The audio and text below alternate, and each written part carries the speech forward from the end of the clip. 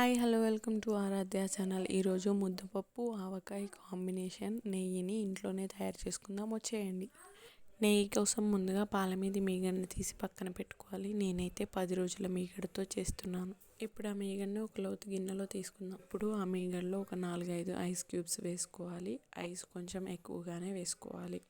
Ice cubes వేసిన తర్వాత ఒక కవ్వాన్ని తీసుకొని మీగడని బాగా గిలకొట్టాలి. మీగడ వాటర్ నుంచి వేరే అయ్యేంత వరకు స్పీడ్గా గిలకొడుతూ ఉండాలి. మిక్సీలో వేసుకున్నా పర్లేదు. ఇక్కడ నేను చేస్తుంటే నేను చేస్తా మమ్మీ అని వచ్చి నా చిట్టి తల్లి కూడా హెల్ప్ చేస్తుంది.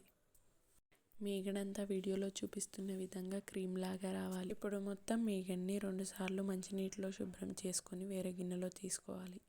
మీగడ తీసుకున్న గిన్నెను పొయ్యి మీద పెట్టి సన్నని సెగ మీద మరగనివ్వాలి. మరుగుతుంటే పాల విరుగుల్లాగా కనిపిస్తుంది. ఆ పాల విరుగుడు అనేది బాగా మాడిపోయి నెయ్యి వేరయ్యేంత వరకు మరిగించుకోవాలి.